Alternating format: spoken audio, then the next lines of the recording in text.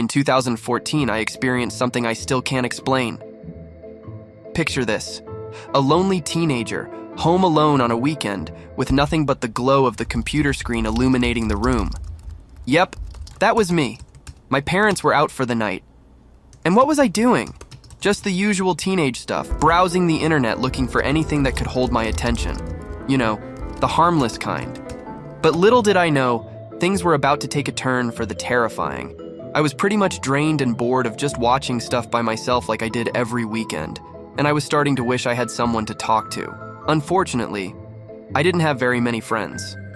So, I decided to try my luck on Omegle, that infamous site where you chat with strangers, and let me tell you, it was a mistake I'll never forget.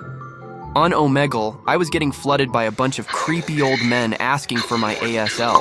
I skipped over all those guys. But even when I found somebody who looked decent, I would get skipped by them. I thought about calling it quits. That's when I encountered the most unusual thing I'd seen all night. I was immediately so petrified by the image in front of me that I couldn't even click away from it. It was creepier than any run-of-the-mill offender on Omegle. I just kept staring at the screen trying to figure out what in the world I was looking at. I couldn't tell if they were wearing some kind of mask or a bunch of weird makeup. They barely looked human. And even if they were severely deranged. If I had to describe them, it looked like a male figure with deathly pale skin, dark sunken-in eyes, and a strange haircut like they were halfway dead and already starting to decompose.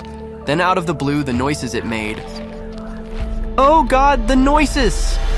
It started meowing like a cat. It creeped me out, but I was still suspecting that I was getting pranked somehow, although I had no idea how any of this was supposed to be funny. Hello, what's up with you? Why don't you talk like a normal person? I tried to talk to it, to reason with it, but it was like talking to a wall. And then things took a turn for the worse.